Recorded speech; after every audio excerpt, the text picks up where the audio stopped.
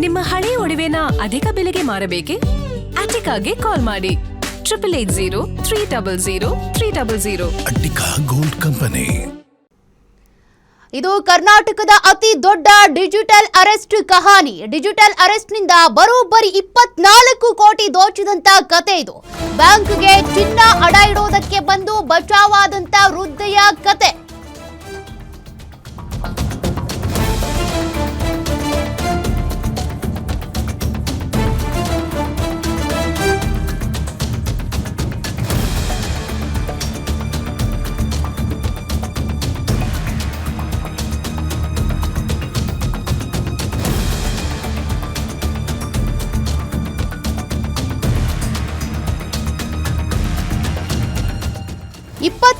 ಕೋಟಿ ದೋಚುವುದಕ್ಕೆ ಪ್ರಯತ್ನ ಪಟ್ಟಂತ ದೊಡ್ಡ ಡಿಜಿಟಲ್ ಕಹಾನಿಯ ಕತೆ ಇದು. ಬ್ಯಾಂಕ್ಗೆ ಚಿನ್ನ ಅಡ ಇಡೋದಕ್ಕೆ ಅಂತ ಬಂದು ಬಚಾವಾದಂತ ವೃದ್ಧೆ.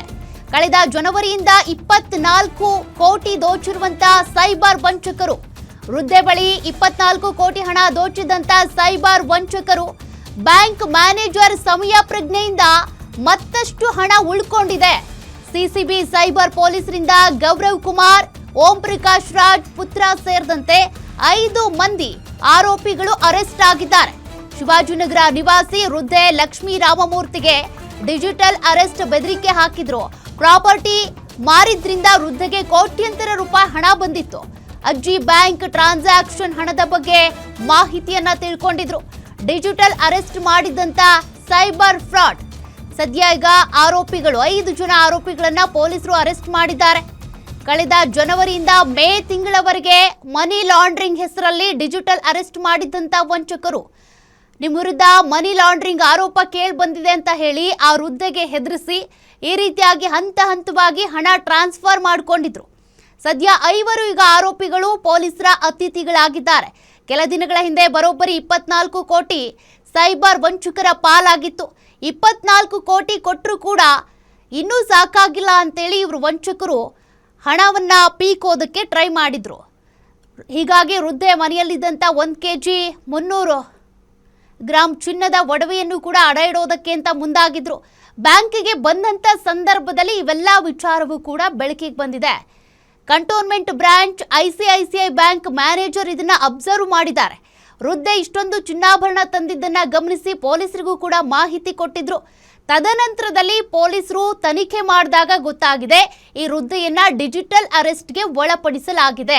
ಇವರೆಲ್ಲರೂ ಕೂಡ ಸೇರಿಕೊಂಡು 24 ಕೋಟಿ ದೋಚಿದ್ದಾರೆ ಅಂತ. ಸದ್ಯ 5 ಆರೋಪಿಗಳನ್ನ ಈಗ ಪೊಲೀಸರು ಅರೆಸ್ಟ್ ಮಾಡಿ ತನಿಖೆ ಮಾಡ್ತಾ ಇದ್ದಾರೆ. ಡಿಜಿಟಲ್ ಅರೆಸ್ಟ್ ದೋಖಾ ಬಯಲಿಗೆ ಬಂದಿದ್ದು ಹೇಗೆ ಗೊತ್ತಾ?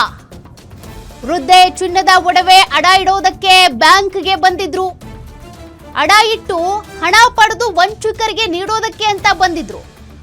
ಇದನ್ನ ಗಮನಿಸಿದಂತ ICICI ಬ್ಯಾಂಕ್ ಮ್ಯಾನೇಜರ್ ವೃದ್ಧೆ ಇಷ್ಟೊಂದು ಚಿನ್ನ ತಂದಿದ್ ಯಾಕೆ ಅಂತೇಳಿ ಅವರಿಗೆ ಒಂದ್ ಸ್ವಲ್ಪ ಡೌಟ್ ಬಂದಿದೆ. ಹಾಗಾಗಿ ಪೊಲೀಸರಿಗೆ ತಿಳಿಸಿದ್ದಾರೆ. ಕೂಡಲೇ ಬ್ಯಾಂಕ್ಗೆ ತೆರಳಿದಂತ ಸಿಸಿಬಿ ಸೈಬರ್ ಪೊಲೀಸರು ಡಿಜಿಟಲ್ ಅರೆಸ್ಟ್ ದೋಖಾ ಇದರಿಂದಾಗಿ ಬಯಲಿಗೆ ಬಂದಿದೆ. ವೃದ್ಧೆ ಅಷ್ಟೊಂದು ಒಡವೆಯನ್ನ ಅಡ ಇಡೋದಕ್ಕೆ ಬಂದ ಸಂದರ್ಭದಲ್ಲಿ ICICI ಬ್ಯಾಂಕ್ ಮ್ಯಾನೇಜರ್ಗೆ ಅನುಮಾನ ಬಂದಿದೆ. ಇವ್ರು ಯಾಕೆ ಇಷ್ಟೊಂದು ಒಡವೆಯನ್ನ ಅಡ ಇಡೋದಕ್ಕೆ ಬಂದಿದ್ದಾರೆ, ಏನಕ್ಕೆ ಹಣದ ಅವಶ್ಯಕತೆ ಇದೆ ಅಂತ. ಆಗ ಪೊಲೀಸರಿಗೆ ಹೇಳಿದಾಗ ಪೊಲೀಸರು ಬಂದು ವಿಚಾರಿಸಿದಾಗ ಇದೆಲ್ಲವೂ ವಿಚಾರ ಬಯಲಿಗೆ ಬಂದಿದೆ. ಡಿಜಿಟಲ್ ಅರೆಸ್ಟ್ ಕೇಸ್ಗಳು ಅನೇಕ ಕೇಸ್ಗಳು ಗೊತ್ತಾಗೋದೇ ಇಂಥ ವಿಚಾರದಲ್ಲಿ. ಅಂದರೆ ಯಾರು ಕೂಡ ಹೋಗಿ ಕಂಪ್ಲೇಂಟ್ ಕೊಡಲ್ಲ. ಕಾರಣ ಏನೋ ನಿಮ್ದು ಖಾಸಗಿ ವಿಡಿಯೋ ಇದೆ ಅಂತಾರೆ, ಮನಿ ಲಾಂಡ್ರಿಂಗ್ ಆರೋಪ ಇದೆ ಅಂತಾರೆ, ನಿಮ್ಮ ವಿರುದ್ಧ ಕೇಸ್ ದಾಖಲಾಗಿದೆ, ನೀವು ಈಗಲೇ ಹಣ ಕೊಟ್ಟು ಸೆಟಲ್ ಮಾಡಿಕೊಂಡ್ರೆ ಓಕೆ, ಇಲ್ಲಾಂದರೆ ಕೋರ್ಟಿಗೆ ಅಲ್ದಾಡಬೇಕಾಗುತ್ತೆ, ಹಾಗೆ ಹೀಗೆ ಅಂತ ಬೆದರಿಸ್ತಾರೆ. ಮತ್ತಷ್ಟು ಡೀಟೇಲ್ಸ್ ಕೊಡ್ತಾರೆ ಪ್ರತಿನಿಧಿ ಗಿರೀಶ್. ಅತಿ ದೊಡ್ಡ ಡಿಜಿಟಲ್ ಅರೆಸ್ಟ್ ಕಹಾನಿ ಇದು. ಕಾರಣ 24 ಕೋಟಿ ರೂಪಾಯಿಯನ್ನ ದೋಚಿದ್ದು ಆ ವೃದ್ಧೆಗೆ ಗೊತ್ತೇ ಆಗಿರಲಿಲ್ಲ. ಬಟ್ ಈಗ ಈ ಕೇಸ್ ಬಯಲಿಗೆ ಬಂದಿದ್ದು ಹೇಗೆ? ಬ್ಯಾಂಕ್ ಮ್ಯಾನೇಜರ್ನ ಕೂಡ ನಾವು ಅಪ್ರಿಶಿಯೇಟ್ ಮಾಡಬೇಕಾಗುತ್ತಲ್ವಾ? ಖಂಡಿತವಾಗಿಯೂ ಸ್ಮೃತಿ, ಈ ಒಂದು ಕೇಸನ್ನ ನಾವು ನೋಡ್ತಾ ಹೋದ್ರೆ ಕರ್ನಾಟಕ ಸೇರಿದಂತೆ ಭಾರತದಲ್ಲೇ ಸಾಕಷ್ಟು ಒಂದು ದೊಡ್ಡ ಮಟ್ಟದ ಡಿಜಿಟಲ್ ಅರೆಸ್ಟ್ ಏನಿದೆ ಆ ಒಂದು ಕತೆ ಬಯಲಿಗೆ ಬಂದಿದೆ. ಇದಕ್ಕೆ ಪ್ರಮುಖವಾದಂತಹ ಕಾರಣ ಬ್ಯಾಂಕ್ ಮ್ಯಾನೇಜರ್ ಅಂತಾನೆ ಹೇಳ್ಬೋದು. ಅದರಲ್ಲೂ ಈ ಒಂದು ಕೇಸ್ನ ಹಿನ್ನೆಲೆ ನಾವು ನೋಡ್ತಾ ಹೋದ್ರೆ ಸುಮಾರು 24 ಕೋಟಿ ಡಿಜಿಟಲ್ ಅರೆಸ್ಟ್ ಕತೆ ಇದಾಗಿದೆ. ಅಂದ್ರೆ ಜನವರಿಯಿಂದ 24 ಕೋಟಿ ಹಣವನ್ನ ಏನು ಈ ಒಬ್ಬ ಸೈಬರ್ ಕದೀಮರು ದೋಚಿದ್ರು. ಹುದ್ದೆ ಬಳಿ 24 ಕೋಟಿ ಹಣವನ್ನ ಅವರು ಬೇಡಿಕೆ ಇಟ್ಟಿದ್ರು. ಅದರಲ್ಲಿ ಈ ಒಂದು ಬೇಡಿಕೆಯ ಹಿನ್ನೆಲೆಯನ್ನು ನಾವು ನೋಡ್ತಾ ಹೋದ್ರೆ ನಿಮ್ಮ ಏನು ಖಾಸಗಿ ವಿಡಿಯೋ ಆಗಿರ್ಬೋದು ಅಥವಾ ಇನ್ನಿತರ ವಿಡಿಯೋಗಳು ನಮ್ಮಲ್ಲಿದೆ. ಅಂದ್ರೆ ಇಲ್ಲಿ ಗಮನಿಸುವ ಅಂಶವೇನು ಅಂತ ಅಂದ್ರೆ ವೃದ್ಧೆಯ ಖಾಸಗಿ ವಿಡಿಯೋ ಆಗಿರ್ಬೋದು ಅಥವಾ ಅವ್ರಿಗೆ ಸಂಬಂಧಪಟ್ಟವರ ವಿಡಿಯೋ ನಮ್ಮ ಬಳಿ ಇದೆ ಅಂತ ಏನು ವೃದ್ಧೆಗೆ ಅವರು ಮಾಹಿತಿಯನ್ನ ಕೊಡ್ತಾರೆ. ಆ ಸಂದರ್ಭದಲ್ಲಿ ಅವರು ವೃದ್ಧಿ ಆಗಿರುವ ಕಾರಣದಿಂದ ಅವರ ಮಾತನ್ನ ಯಾರಿಗಾದ್ರೂ ಹೇಳಿದ್ದೆ ಆದ್ರೆ ಖಂಡಿತವಾಗಿಯೂ ಆ ಸಮಾಜದಲ್ಲಿ ತಲೆ ಎತ್ತುಕೊಂಡು ಓಡಾಡೋದಕ್ಕೆ ಆಗೋದಿಲ್ಲ ಎನ್ನುವ ನಿಟ್ಟಿನಲ್ಲಿ ಅವರು ಸಾಕಷ್ಟು ವರ್ಷಗಳ ಕಾಲ ಏನು ಆ ಒಂದು ವಿಚಾರವನ್ನ ಮುಚ್ಚಿಟ್ಟಿದ್ರು. ನಂತರದಲ್ಲಿ ಅದು ಯಾವಾಗ ಒಂದು ಪೀಕ್ ಲೆವೆಲ್ಗೆ ಮುಟ್ಟುತ್ತೋ ಅಂದ್ರೆ ಆ ಒಬ್ಬ ಏನು ಡಿಜಿಟಲ್ ಅರೆಸ್ಟ್ ಅನ್ನ ಮಾಡ್ತಾರೆ, ಆ ಆರೋಪಿಗಳು ಸಾಕಷ್ಟು ಹಣಕ್ಕೆ ಬೇಡಿಕೆಯನ್ನ ಇಡ್ತಾರೆ. ಆದ್ರೂ ಕೂಡ ಅವರ ಒಂದು ಹಣದ ದಾಹ ಏನು ಸಾಕಾಗಿರ್ಲಿಲ್ಲ ಅಂತ ಹೇಳ್ಬೋದು. ನಂತರದಲ್ಲಿ ಸೈಬರ್ ಪೊಲೀಸರಿಗೆ ಒಂದು ದೂರನ್ನ ದಾಖಲು ಮಾಡ್ತಾರೆ. ನಂತರದಲ್ಲಿ ಒಬ್ಬ ಬ್ಯಾಂಕ್ ಮ್ಯಾನೇಜರ್ ಏನಿದ್ದಾರೆ ಅವರು ಕೂಡ ಒಂದು ಹೆಲ್ಪ್ ಅನ್ನ ಮಾಡಿ 24 ಕೋಟಿಯನ್ನ ಏನು ಕೊಟ್ಟಿದ್ರು ಅದನ್ನು ಕೂಡ ರಿಕವರಿ ಮಾಡುವಂತ ಕೆಲಸವನ್ನ ಮಾಡಿದ್ರು.